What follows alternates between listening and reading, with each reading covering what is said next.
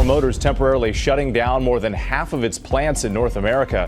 General Motors plans to close its plant in Lordstown, Ohio. GM just found nearly $1 billion, but not to fix the trucks already failing. While thousands of loyal buyers fight breakdowns and lawsuits, GM is pouring $888 million into building the next generation of V8s. To owners, that's not an investment. It's an insult. V8 engines can fail without warning, raising the risk of a crash. So why fund the future while ignoring today's disasters? How many families are left stranded with broken trucks? And what happens when Wall Street realizes the profit engine is collapsing? Engines that die before their first oil change. You don't spend 70 grand on a truck to end up stranded on the side of the road. That is the nightmare so many GM buyers are living right now. People are walking into dealerships, signing the paperwork on shiny new Silverados, Sierras, Tahoes, and Yukons, only to find themselves broken down in a matter of weeks. Not years, not even tens of thousands of miles later, but sometimes right after the very first oil change. Imagine spending decades loyal to a brand, believing in its legacy of strength, only to watch a 6.2-liter 5.8 grenade itself before you even hit 50,000 miles. The humiliation cuts deeper than the financial loss. These trucks are more than transportation. They are identity. For many families, a $70,000 vehicle is the biggest purchase outside of a home. When that trust shatters, it is not just metal and oil that fails. It is pride, reliability, and the sense of belonging to something bigger. Owners tell stories of being mocked by friends who drive Fords or Rams, pointing out that GM's so-called most dependable label is a cruel joke. And yet, instead of admitting the depth of the disaster, GM rolled out a so-called solution. And GM's so-called fix? It forces us into an impossible choice. The fix that's really a trap. GM says the solution is just thicker oil. Are you kidding me? After over 28,000 reported engine failures, their grand engineering response is to switch from thin oil to thick oil. That is not innovation. That is desperation. The truth is every driver now faces a trap. Stick with the thin 0W20 oil that GM shipped the trucks with, and you risk the engine tearing itself apart. Move to the thicker 0W40 oil, and you sacrifice fuel economy, adding hundreds or even thousands in gas costs over the life of the truck. It is not just owners calling this out. Lawyers in class action suits have already put it plainly. GM gave customers two bad choices. Choice 1, watch your expensive truck burn oil like crazy until it dies. Choice 2, bleed money at the pump while praying the thicker oil actually keeps the engine alive past warranty. Either way, the people who trusted GM are paying the price. It feels less like a fix and more like a cynical strategy to limp the engines just far enough to outlast warranty coverage. And while owners are still calculating the cost of this betrayal, another hazard appeared, this time in plain sight. And just when we thought it could not get worse, pieces started flying off these trucks. If you're angry hearing this, you're not alone. Hit that like button to show you stand with every betrayed owner, and drop a comment below. Tell us your story, because the more voices, the harder GM must listen. When your truck turns into road shrapnel, imagine driving behind a GMC when the grille rips off and smashes your windshield. That is not a nightmare scenario. That is what owners have reported happening at highway speeds. The massive chrome deflector on some GMC models has been known to shear off and hurtle through the air like a spear. It is not just embarrassing, it is terrifying. You think you bought a premium family hauler, and instead you are piloting a 2-ton hazard. One Kansas owner told the story of watching his 6.2-liter engine burn through oil like a sieve, while the grill literally detached during hunting season. 2 major failures. Same truck, same owner. This is not a minor inconvenience. It is a collapse of confidence in a brand that once defined toughness. A $70,000 purchase should not come with the risk of turning into road debris. Families driving behind these vehicles do not deserve to play Russian roulette with flying chrome. And yet, when owners cry out for answers, GM acts shocked, as though this is the first time their vehicles have endangered lives. It is not, but this is not the first time GM played games with our safety. Same playbook, different decade. GM already buried a deadly scandal once, and people died. For anyone who remembers the ignition switch disaster, today feels hauntingly familiar. That cover-up was not a rumor, it was real. More than 100 people lost their lives because GM ignored the defect until lawsuits, congressional hearings, and massive settlements forced their hand. Back then, GM's leadership swore they had learned. They promised a new culture of transparency, a new commitment to safety. And yet here we are again, watching the same tired script play out. The anger anger among buyers is not just about engines or grills. It is about the pattern. Hide the defect, deny the danger, push Band-Aid fixes, only act once the headlines grow loud enough. That is the betrayal. It proves GM is not just failing mechanically, they are failing morally. When a loyal customer base realizes that safety and honesty have taken a back seat to corporate spin, the brand's foundation starts to crumble. For longtime customers, the pattern is obvious. GM's first instinct is never transparency, it is delay. That choice destroys loyalty faster than any broken part. Trust dies when the people paying the bills feel deliberately misled, not protected. And while our trucks sit in driveways, broken and unsellable, GM is proudly announcing a new investment worth nearly $1 billion.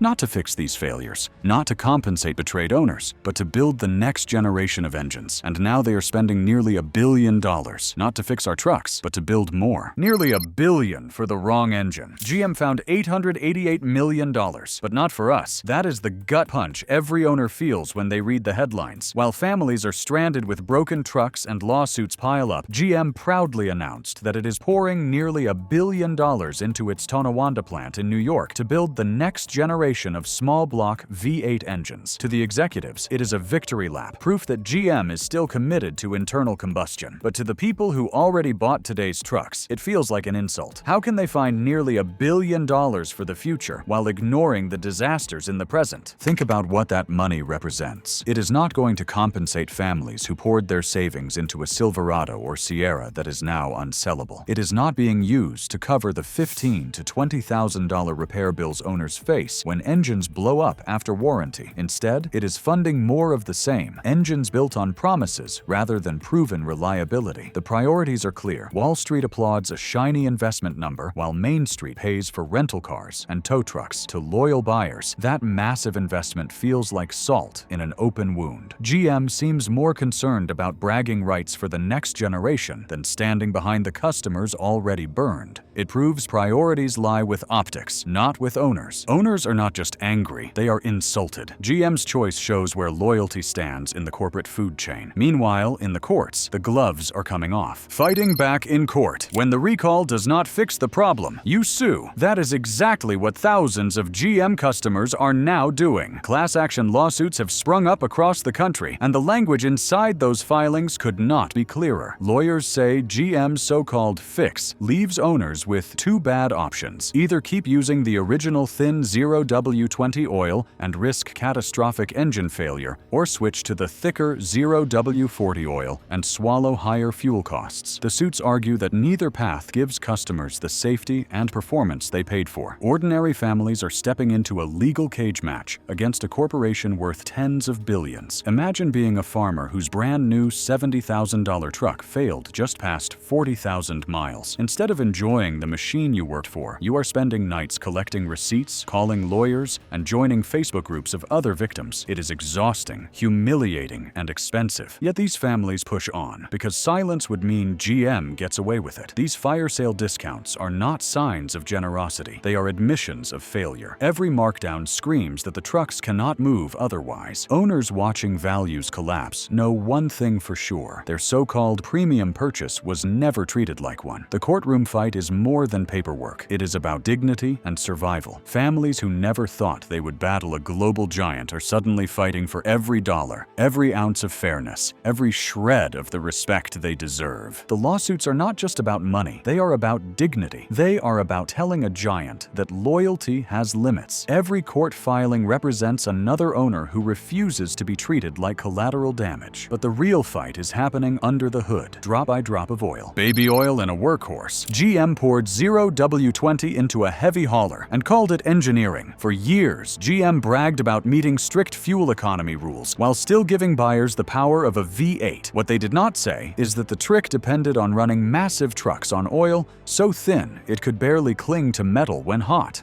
0W20 works in tiny commuter cars. It does not belong in a 3-ton truck towing a boat up a hill in summer heat. Owners are paying for that decision with failed bearings, seized crankshafts, and shattered trust. The betrayal stings because the motive was never mysterious. Thinner oil helps GM meet government fuel economy targets. On paper, it looks efficient. In real life, it leaves engines gasping for protection. It was a shortcut dressed up as innovation. Loyal customers are left feeling like guinea pigs in an emissions experiment, forced to pick between safety and savings at the pump. That is not engineering excellence. That is corporate corner cutting. Drivers know engines are supposed to be tough, not delicate. The idea that GM cut corners with something as basic as lubrication makes people furious. If they cannot get oil right, how can anyone trust the rest of their design? This is why so many owners feel the recall fix is not a fix at all. It is a band-aid, a way to limp trucks past warranty before catastrophic failure returns. And the fallout is already hitting dealership lots. When dealers start slashing prices, nothing screams "we have got a problem" like $12,000 discounts. Walk into some GMC or Chevy dealerships right now, and you will find massive markdowns on trucks equipped with the 6.2-liter V8. Vehicles that once sat proudly at $80,000 are being pushed out the door for nearly $68,000. Sales staff quietly admit what buyers already know. Demand has collapsed because no one trusts the engines. For customers who already own one of these trucks, those discounts feel like a knife twist. Trade-in values collapse, loans go upside down, and resale dreams vanish overnight. Imagine trying to sell your one-year-old truck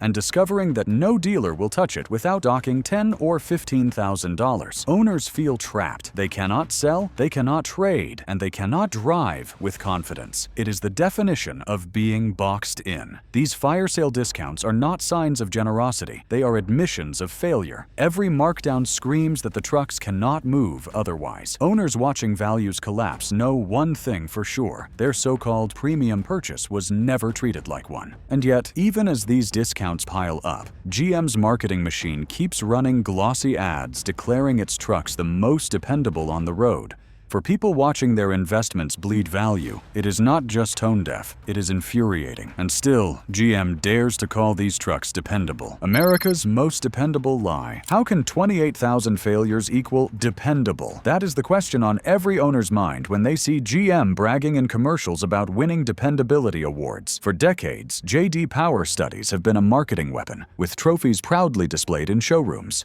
But for thousands of truck owners stranded with blown engines or stranded with stop-sale recalls, those awards feel like a cruel joke. Dependability should mean trust. Dependability should mean a truck that hauls your family or your tools without breaking a sweat. Instead, GM has twisted the word into a marketing slogan while ignoring the reality playing out on highways across America. The insult cuts deeper because buyers know they paid a premium for that promise. A $70,000 Silverado or Sierra was supposed to be the ultimate workhorse, the one you could pass down to your kids. Instead, families are left with repair bills and shame. The awards tell the world one story while reality tells another. It feels less like recognition and more like gaslighting, as if GM expects people to doubt their own lived experience. And that is why the anger is spreading. People do not just feel let down, they feel mocked, and nothing proves GM can do better like the Corvette. Corvette gets the love, trucks get the scraps. GM can build a masterpiece. They just chose not to. For us, if you want proof, look no further than the Corvette. Its latest V8, with its flat-plane crank and Ferrari-like roar, is a marvel of engineering. Reviewers call it flawless, a masterpiece of American design that stands proudly on the world stage. That engine shows what GM is capable of when the company decides to give its engineers the resources and respect they deserve. But here is the bitter truth. The same company that built the Corvette 5.8 also built the disaster hiding under the hoods of Silverado and Sierra trucks. The contrast is impossible to ignore. On one side, passion, precision, and perfection. On the other side, shortcuts, compromises, and corner cutting. The Corvette proves GM has the talent. The trucks prove they chose to withhold it. For customers, it feels like betrayal all over again, as though working-class families got the scraps while the sports car elite got the feast. That double standard is not an accident. It is a business decision. And now, with their reputation damaged, GM is pivoting hard, steering customers away from V8s entirely. So so now they are pushing us toward electric. Whether we are ready or not, you've seen how deep this betrayal runs. And trust me, there's even more they don't want exposed. Subscribe now, because the next video uncovers the twists coming next, and you won't want to be the one left behind. The EV escape route. GM wants us to forget the V8 by dangling $90,000 EVs. Walk into a showroom today, and you will see them lined up like saviors. The GMC Sierra EV Denali at over $90,000, the Chevy Silverado EV at around $72,000. The message is clear. Do not think about those failing V8s. Just focus on this shiny electric future. But for most buyers, it is not realistic. $90,000 is out of reach for ordinary families. Even $70,000 is pushing it. And when it comes to towing long distances or traveling across rural states, the charging network is still nowhere near ready. To frustrated V8 owners, the EV push feels less like innovation and more like distraction. GM is trying to change the conversation instead of fixing the mess. They want us to forget about grenading engines by pointing at glossy electric trucks. But loyal customers are not that easy to fool. They can see that these high-priced EVs are being used as a shield, a way to cover the fact that GM has failed them where it mattered most, in reliability. And for those who do not buy into the EV pitch, GM has one more gamble waiting. And if you do not want EVs, GM has another risky trick up their sleeve. Betting on a turbo gamble. They killed our V8s. Now they want us to trust a boosted four-banger? That is GM's new play, rolling out the Turbo Max 4-cylinder in their trucks. On paper, it looks clever. Lower cost, smaller engine,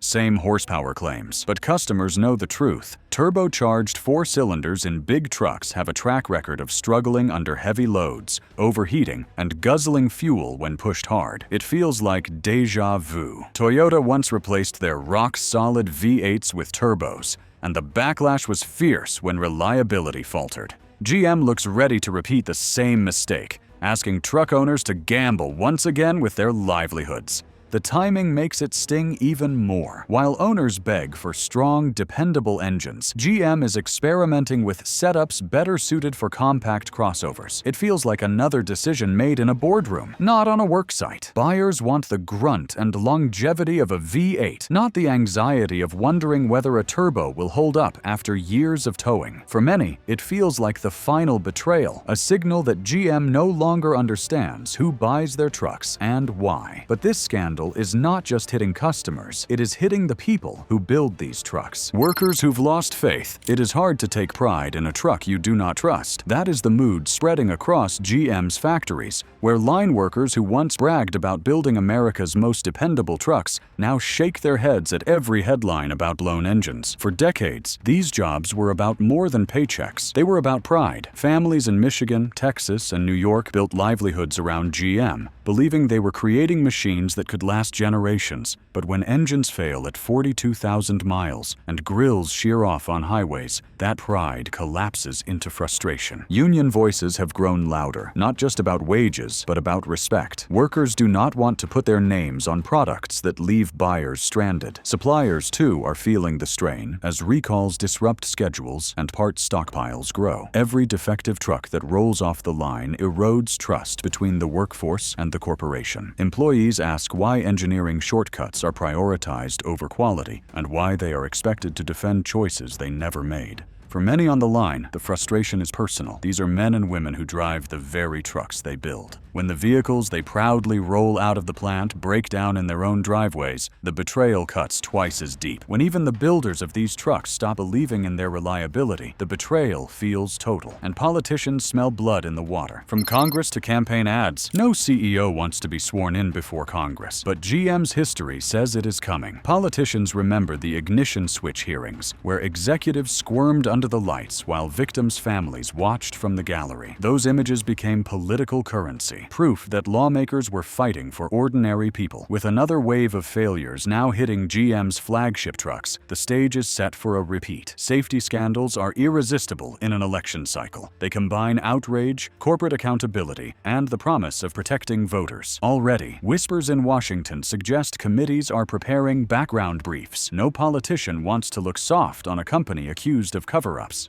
For GM, the nightmare is not just lawsuits. It is the spectacle of congressional hearings and campaign ads turning their name into a synonym for betrayal. Safety failures make perfect sound bites, and GM's leadership knows it. The real danger for GM is not only regulatory fines, but becoming a household example of corporate greed. Once a scandal enters nightly news cycles and campaign ads, the damage lingers for years, shaping public memory far longer than quarterly profits. And if politics is about perception, then Wall Street is about numbers, and Wall Street is already doing the math. Profits go up in smoke. When your profit engine is literally blowing up, investors panic. For years, GM counted on the Silverado and Sierra to carry margins. Those trucks, loaded with luxury trims and V8 power, were supposed to bankroll the electric transition, but every recall, every class action lawsuit, every discount on a 6.2-liter model slashes those profits to pieces. Recalls require billions in reserves. Discounts erode dealer margins. Angry customers jump ship to Ford or Ram, boosting the competition while GM bleeds. Analysts on Wall Street are already asking tough questions. How long can GM sustain price wars while paying legal settlements? How does a company fund billion-dollar EV programs if its core profit engine is on fire? Ford and Ram see conquest opportunities everywhere, luring away GM loyalists with V8s that, while imperfect, are not self-destructing at 40,000 miles. Every lost buyer is not just a lost sale, it is a lost lifetime of loyalty. Investors do not fear a single bad quarter. They fear a collapse in trust. When confidence in a core product evaporates, markets punish the company far harder than lawsuits ever could, because the future suddenly looks smaller, riskier, and unstable. But while investors count percentages and competitors circle, everyday buyers are left staring at broken trucks in their driveways. But what about us, the buyers left holding the bag? How we fight back? We may not have billions, but we have got each other. For customers betrayed by GM, the only real power lies in solidarity. That means documenting every quart of oil consumed, every service visit, every strange knock or warning light. It means demanding written proof when dealers perform recalls, so GM cannot deny problems later. It means considering trades while warranties remain active, and cross-shopping Ford, Ram, or even Toyota instead of rewarding a company that treated loyalty as weakness. The fight is not just in the courts or the stock market. It is in conversations with neighbors, in social media posts warning future buyers, and in collective pressure that makes cover-ups impossible. Consumers can force change when they refuse to stay quiet. One voice may be dismissed, but thousands together become impossible to ignore. Loyalty does not mean silence. Owners who once defended GM at every turn now realize their voices carry more power together than apart. By speaking out, they transform private anger into public pressure, the only force strong enough to demand accountability. Owners are realizing that their $70,000 investments should never have turned into rolling time bombs. Speaking out is not just catharsis, it is survival, because the lawsuits are only getting bigger, and the fight is far from over. You have seen the truth GM never wanted you to know. Engines failing, trust shattered, and families left stranded. But this story isn't over. It's just beginning. Every like, every comment, every share makes our voices louder, harder to ignore. Do not let this scandal fade into silence. Stay connected, because together we are stronger than any corporate cover-up. Subscribe now and join us for the next chapter, where the fight grows even bigger. Because the day we stop speaking out is the day they win, and that cannot happen.